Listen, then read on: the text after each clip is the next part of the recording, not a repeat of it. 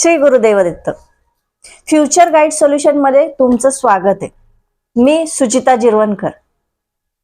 बरेच जण घरात वास्तुशांती करतात, पूजाविधी करतात, कुलदेवतेचं सर्व काही करतात. वर्षातून एकदा कुलदेवतेला कुलदेवीला जातात, स्मरण करतात, सगळं काही विधिवत करतात. तरीही त्यांच्यात शांतता नसते, पैशाची अडचण असते, कुठेतरी प्रगती होत नसते. त्याला कारण काय आहे? तुम्ही स्वतः कारण आहात. ते कसे? जर तुमच्या शरीरामध्ये जेलेसी, राग हा जास्त प्रमाणात आहे, कोणाविषयी ईर्ष्या जास्त प्रमाणात आहे, तर तुमची प्रगती कशी होणार आहे?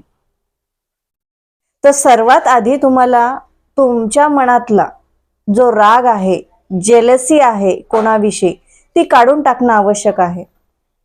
आपण सर्वसामान्य आहोत, सर्वसामान्याप्रमाणेच जगायला हवं. आपण कोणाविषयी ईर्ष्या किंवा राग करून काही होणार नाही, त्यात नुकसान आपलं आहे. तर तुम्ही आधी तुमच्या घराची वास्तू, कोणत्या कुलदेवतेचं किंवा आणखी काही पूजाविधी तुम्ही रोजचा जो जप करतात त्याच्यापेक्षा आधी स्वतःचा औरा, स्वतःचे विचार सकारात्मक करा. त्यानंतर तुम्हाला हे काही जे काही तुम्ही विधिवत करता आहात त्याचे फळ 100% मिळणार. कसा वाटला आमचा व्हिडिओ नक्की सांगा. आमच्या चॅनलला लाईक आणि सबस्क्राईब करायला विसरू नका. त्यासोबत कमेंट बॉक्समध्ये तुमचे विचार देखील सांगा. धन्यवाद.